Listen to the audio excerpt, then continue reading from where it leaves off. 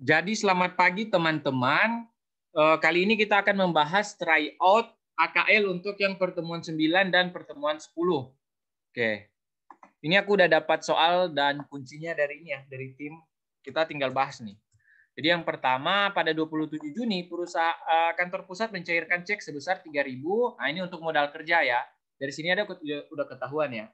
Jadi jurnal yang tepat untuk transaksi ini adalah ini ya, working fund agensi pada bank. Karena kan dia pakai cek. Jadi sebesar 3.000. Gitu ya. Karena kenapa dia working fund agensi? Karena ini kan modal kerja, ya, modal kerja untuk agen, jadi working fund untuk agensi. Kemudian yang soal kedua, nah ini nih. Jadi pada periode Juli hingga 31 Desember terdapat berbagai pengeluaran yang dilakukan oleh agen. Dana yang telah dikirimkan ternyata digunakan untuk ini beban promosi 2.100, beban utilitas 400, beban operasional lain-lain 100. Nah, perusahaan menetapkan kebijakan untuk mengisi kembali dana pada 31 Desember. Jurnal yang dilakukan oleh agen adalah si agen nggak melakukan jurnal. Jadi di kata-kata gini kan dibilang jurnal yang dilakukan oleh agen. Ingat apa? Agen itu tidak ada pembukuan ya. Jadi agen itu dia tidak melakukan pembukuan. Pembukuannya itu cuma di pusat. Makanya ini tidak ada jurnal. Gitu. Nah ini yang soal ketiga ini yang sebenarnya aku bingung jawabannya dari mereka juga ini. Kalau misalnya jika perusahaan memutuskan untuk mengisi kembali pada 1 Januari, jadi diisinya 1 Januari ya. Nah, tahun berikutnya nih berarti. Nah, dan rincian pengeluaran telah diterima perusahaan pada 31 Desember dengan nominal yang sama dari agen tersebut. Jadi nominalnya sama nih dari yang soal 2 tadi.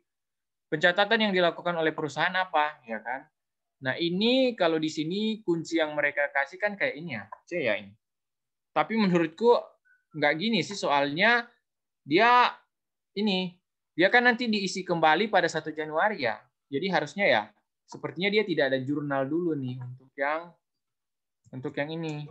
Ya, nggak ada jurnal. Lagian kalau jurnal yang ABC ini nggak balance semua sih. Ini 100, 100, 100. Nggak balance. Jadi kalau menurutku yang nomor 3 lebih ke D sih ini.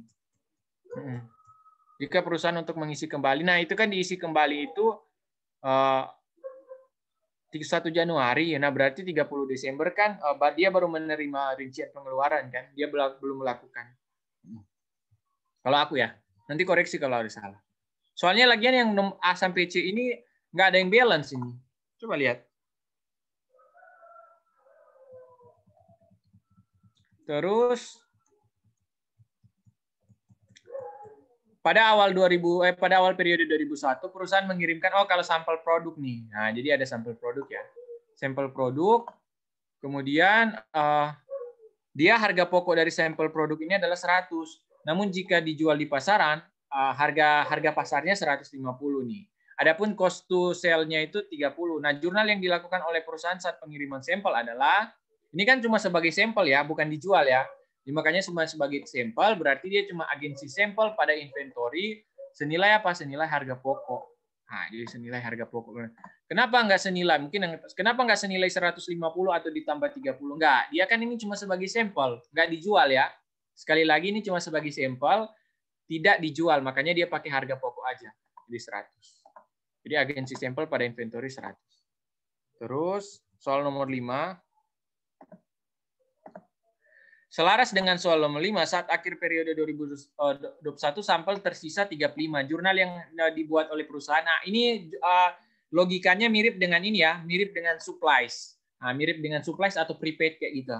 Jadi yang di jurnal berarti kan awalnya dia 100 ya. Awalnya kan 100 nih agensi sampel. Nah, dia di akhir sisa 35. Ya kan? Jadi sisa 35. Nah, jurnal yang dibuat oleh perusahaan adalah beban promosi pada inventory. Ya. Senilai 65. Kenapa 65? Karena dia yang terpakai. Jadi beban promosi ini senilai yang terpakai kan? Kan awalnya dia berapa sih? Dia awalnya 100, yang terpakai adalah 35. Berarti dia beban promosinya 65 ya. Dia masuk ke beban promosi. Cuma aku bingung ini, dia apakah benar pada ini ya? Pada ya kan? Terus mana dia?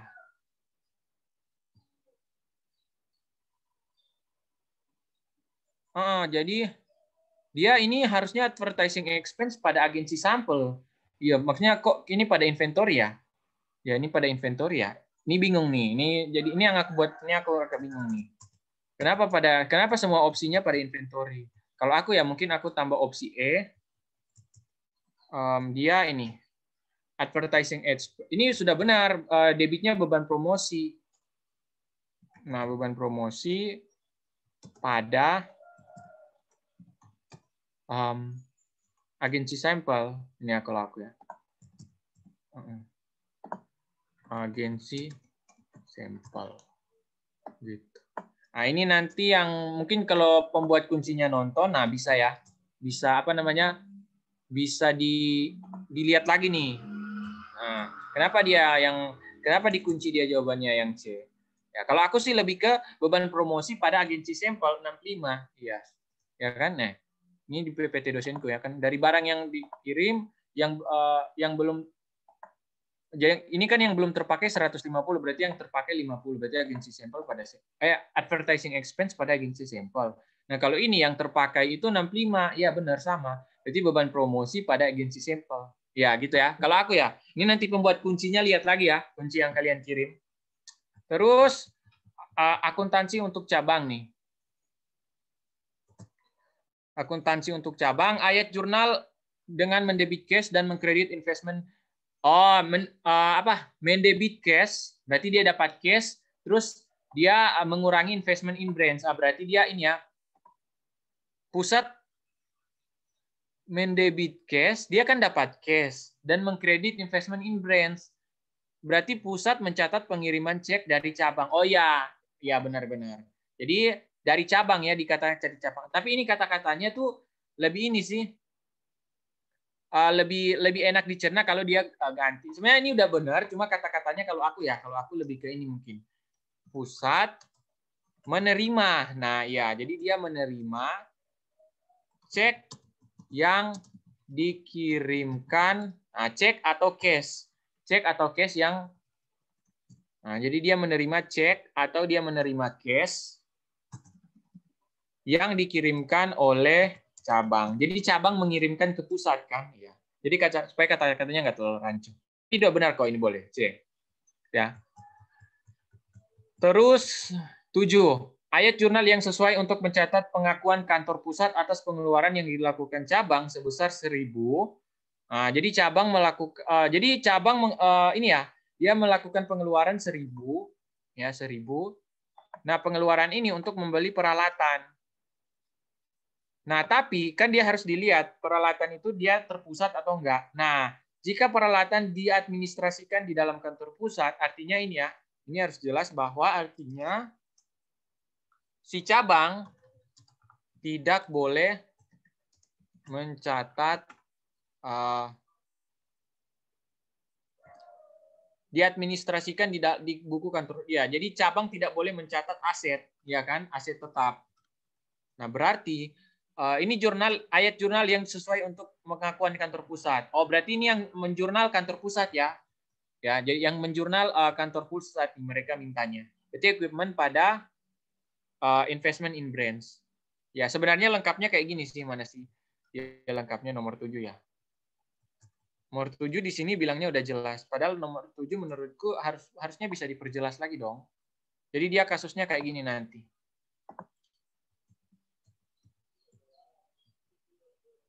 Mana sih dia?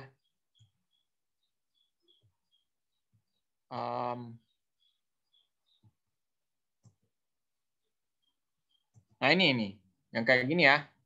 Jadi nanti ini aku zoom ya. Jadi kasusnya itu dia kayak yang ini. Yang di PPT itu yang ini. Gitu. Jadi dia kan dia berapa sih dia belinya itu?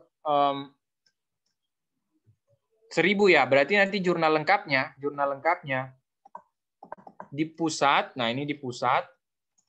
Di pusat dia akan mencatat. Oh, tapi yang ini bukan yang ini, yang ini nih, yang ini. Berarti di pusat dia akan mencatat equipment pada investment in brands atau pada brands aja lah. Ada branch. Ya kan? Senilai 1.000 nih. 1.000. Gitu. Tapi sebenarnya yang catat, nah pertanyaannya si cabang mencatat nggak? Nah si cabang sebenarnya ada. Dia mencatat home office pada cash senilai 1.000. Oke, 1.000. Ini cabang. Jadi dia mencatat home office pada cash senilai 1.000. Ini ya. Nah, berarti di sini mereka catatnya ini, ini ya. Berarti ini tuh, ini jurnal di pusat berarti nih. Nah, yang equipment pada investment in branch. Yang ini ya, jurnal di pusat nih. Karena yang diminta juga di pusat sih, mencatat pengakuan kantor pusat kan. Oke.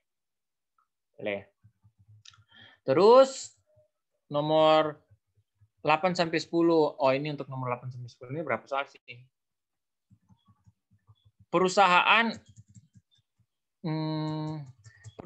Ashland punya 2 cabang. Oke, 2 cabang. Kebijakan perusahaan adalah mengirimkan persediaan pada harga margin 20% di atas cost. Berarti markup-nya nih, markup-nya 20%.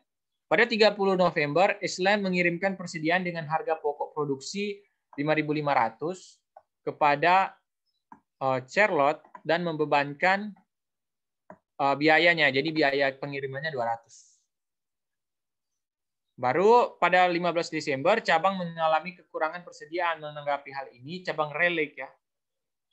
Cabang Charlotte mengirimkan persediaan kepada cabang Relek dengan mengeluarkan biaya angkut 160.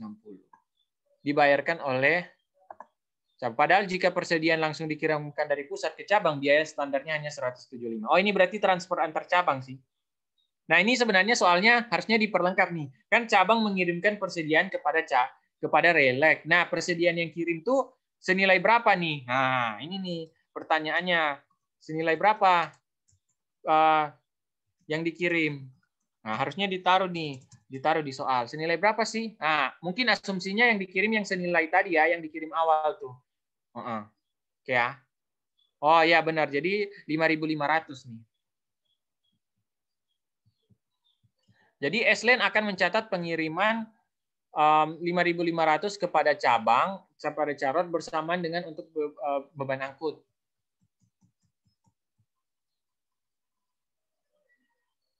Oh ini yang pas pengiriman awal ya, ini pas pengiriman awal nih, nomor 8. Oke. Jadi pas nomor 8 itu pengiriman awal, dia 5.500 nilainya kan, ke cabang dengan biayanya 200. Nah jurnal yang dibuat oleh pusat, nah ini jurnal pusat ya.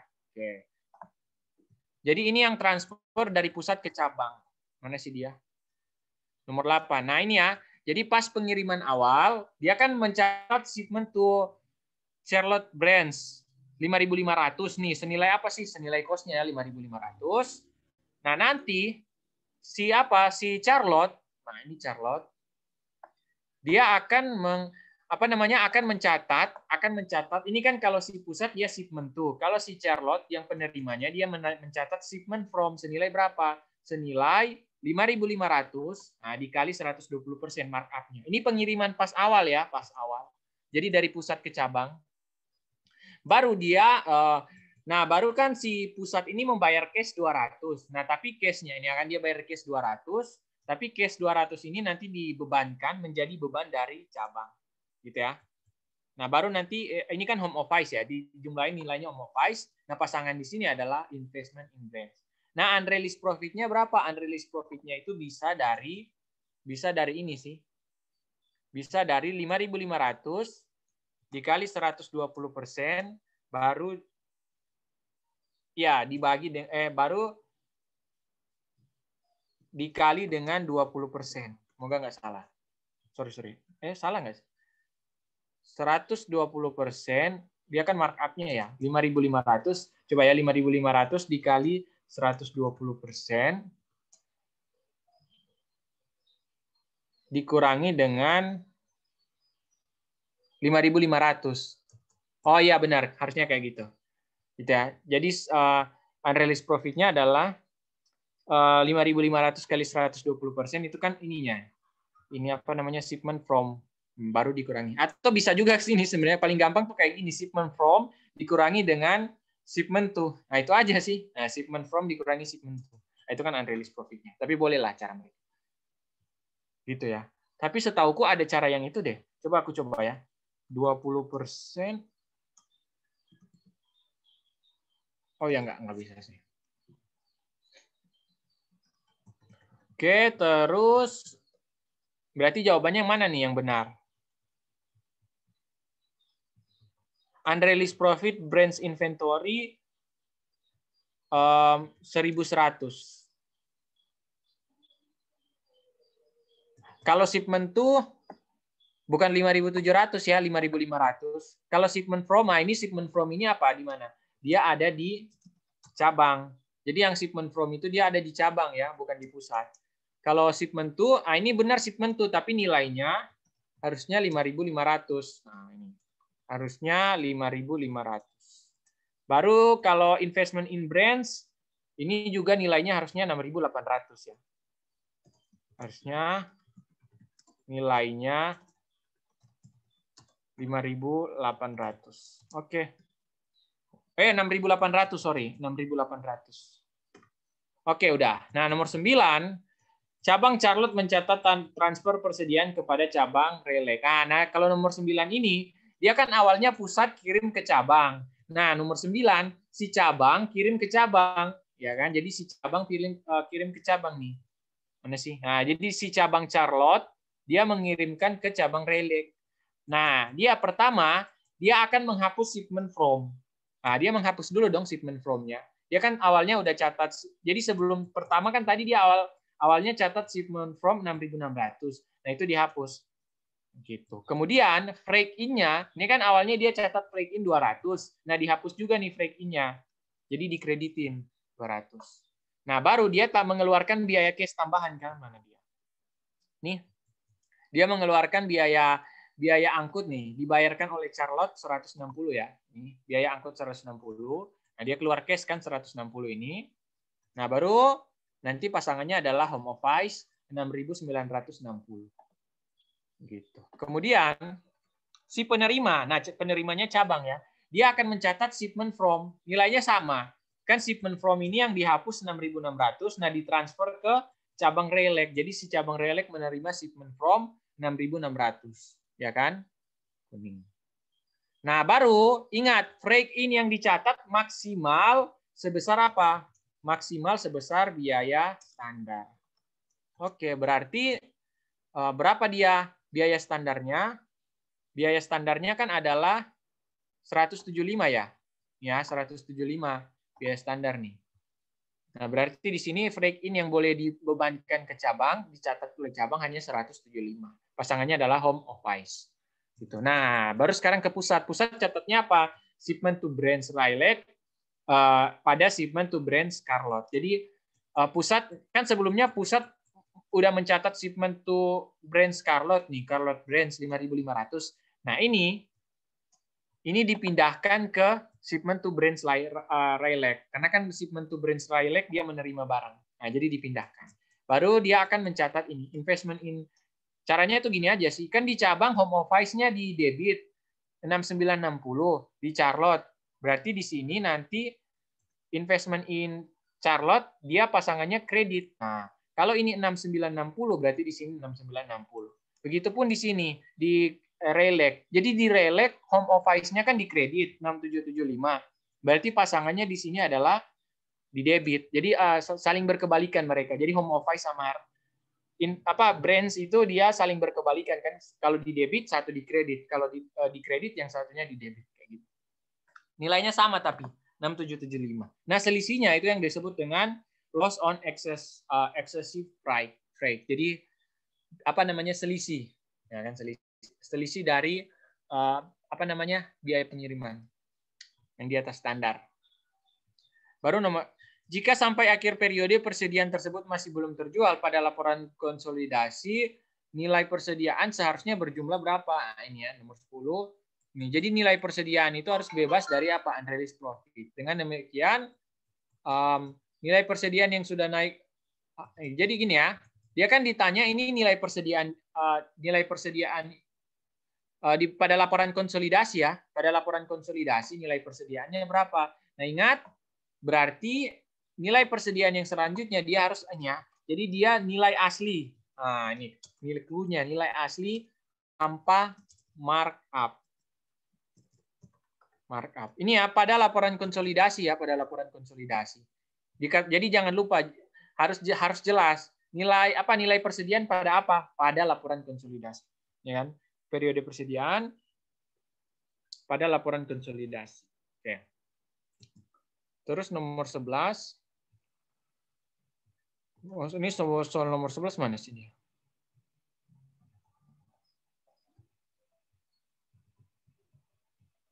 Kan pada 27 Januari, ini tentang rekonsiliasi sih. Pada 27 Januari ini pusat udah mengkreditkan penagihan piutang dagang.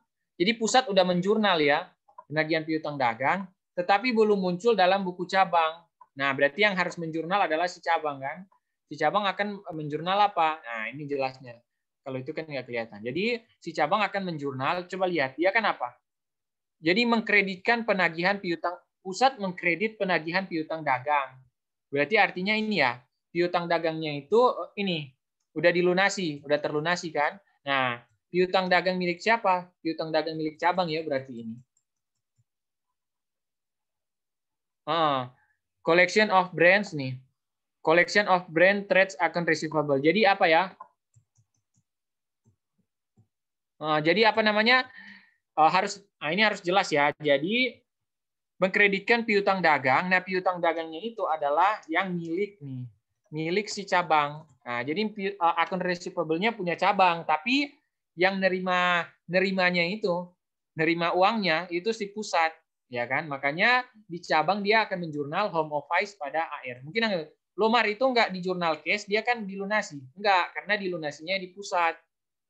Cabang enggak menerima cash, ya kan? Jadi cabang cuma mencatat home office pada akun receivable. Karena akun receivable-nya lunas. Gitu ya. Jadi yang A. Oke. Terus nomor 12, pada 28 Januari ada pendebitan pada akun home office. Namun apa nih dia bilang? Ada pendebitan pada akun home office, catatan cabang. Oh, jadi ya catatan cabang, tentu home office kan cuma muncul di cabang. Pendebitan pada akun home office, namun nilai 1.200 belum ada pada buku pusat. Bagaimana pusat mengoreksi kesalahan ini? Oh, pada 28 Januari. Transaksinya apa sih 28 Januari? 28 Januari itu di catatan cabang ya. Oh, ini. 28 Januari yang 1.200 ada apa nih? Dia ada acquisition of furniture. Anggaplah aset tetap lah, aset tetap. Pertanyaannya, apakah boleh nih?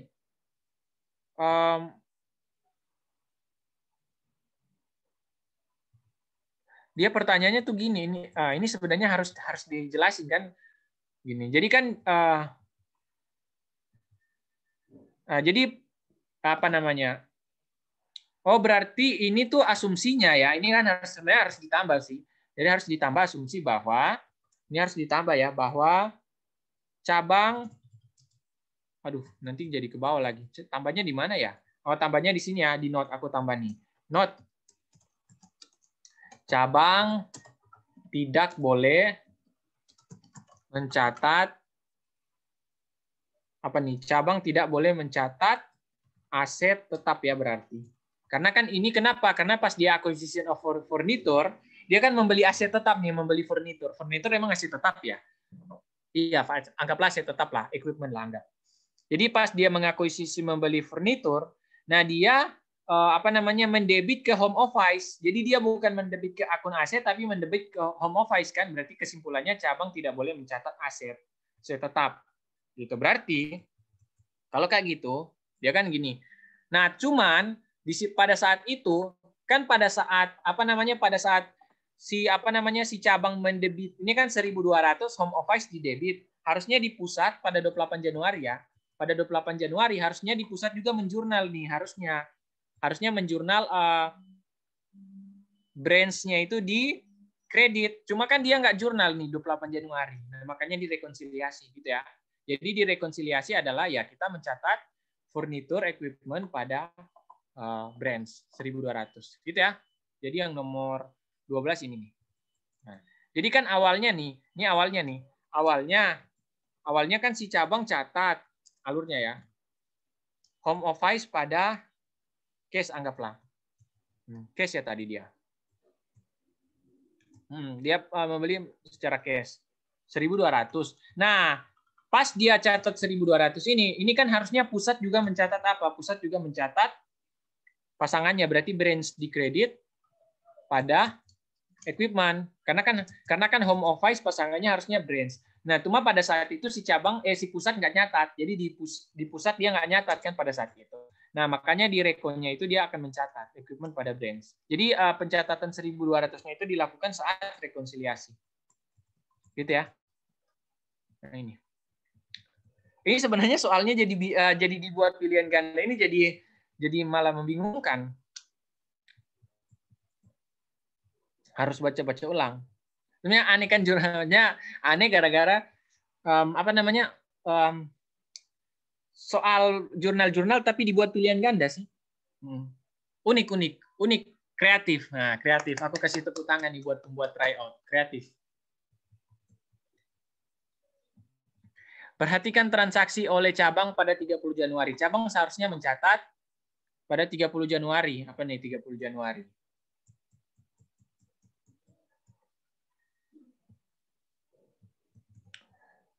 Return of merchandise senilai 2.200. Oh, jadi dia mengembalikan ini ya. Mengembalikan barang. Nah, dia mengembalikan barangnya tadi. Ya kan? Nih. Berarti dia mencatat apa? Yang pasti dia shipment-nya itu di apa ya? Nih, jadi nih biar lebih jelas nomor 13 deh. Nah, ini. Jadi dia tinggal balik sih. Dia kan coba lihat.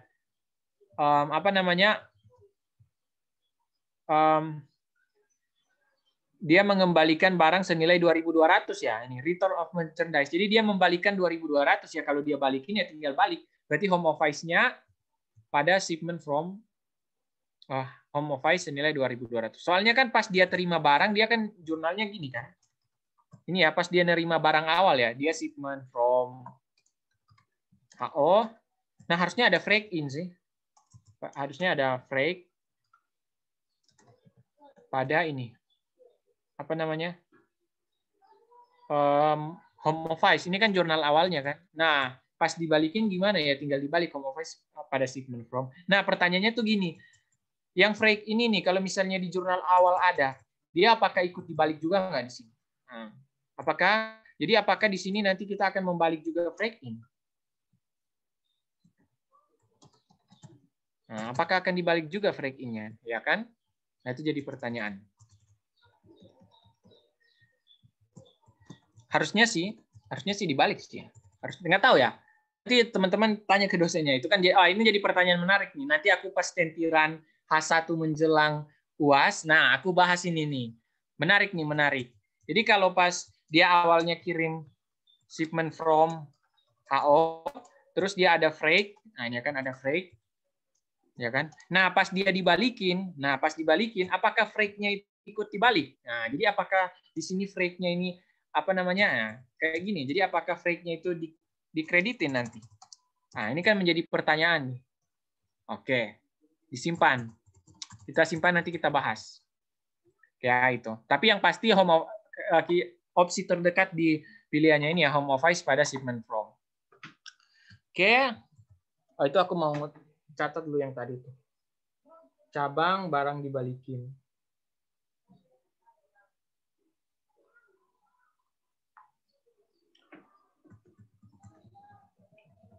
Kemudian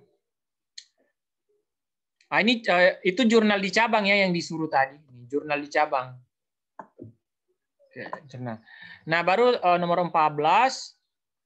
Tanggal 31 Januari terdapat inventory yang dikirim pusat ke cabang namun baru sampai 3 Februari 2005. Atas kasus ini cabang belum mencatat pengiriman oleh pusat. Cabang seharusnya mencatat penyesuaian dengan metode periodik. Nah, berarti dia mencatatnya apa? Dia kan awalnya yang pusat udah kirim inventory. Tapi si cabang belum catat. Nah, si cabang belum mencatat. Ya, berarti penyesuaiannya apa? Ya penyesuaiannya dia catat gitu kan. Gitu. Jadi kan pusat udah kirim, tapi si cabang belum catat. Nah, berarti penyesuaiannya apa? Penyesuaiannya ya si cabang mencatat. Ya kan, berarti mencatat apa ya? Mencatat ini dia nerima inventory dari pusat. Berarti shipment from home office pada home office. Ini harusnya ada freight in nih. Nah, freight in-nya tapi nggak ada di soal ya. Freight-nya berapa nih? Ya kan? Harusnya ada freight in. Oke. Nomor 15. Saldo akhir akun rekonsiliasi akun pusat dan cabang adalah, oh ini harusnya nih, nomor 15. Nah ini. Jadi ini teman-teman tinggal apa sih? Tinggal coba lihat. Awalnya kan berapa? Ini jadi nyambung-nyambung nih soalnya. Awalnya kan dia saldo branch 48.000 di debit, saldo home office 35.700 di kredit. Jadi awalnya ini kan. Branch 48.500, home office 37.500. Nah, baru kan tadi udah direkon nih. Jadi dari nomor 11 sampai nomor 14 direkon semua nih. Nah, itu tinggal masukin rekonnya ini. Rekon. Ya. Nah, nanti saldo akhirnya 42.600. Jadi ini 42.600 tinggal apa sih? Tinggal dilakukan rekon. Ini ya. Gitu. Jadi selesai pembahasan kali ini. Oke, semoga bermanfaat. Kalau misalnya masih bingung, bisa kalian mau tanya ke aku, chat aja nomorku. Cari temanmu, mereka pasti tahu kalau mereka ada yang punya nomorku, minta aja. Terus kalau misalnya ada yang masih bingung, tanya aja. Aku terbuka kok. Selama nggak kelas dan nggak ada tugas, aku jawab sih pertanyaan orang. Walaupun orangnya nggak dikenal, aku tetap jawab. Gitu ya. Jadi kalau bingung tanya aja. Kalau nggak tanya ke aku, tanya ke tim inilah, tim tiramisu yang lain lah, yang AKL. Siapa AKL ya? Fausia ya, Anggi, siapa lagi ya? Nabila, ya banyak tuh. Tanya aja kalau bingung ya. Kalau masih bingung. Oke, semoga menjawab. Terima kasih. Stop recording.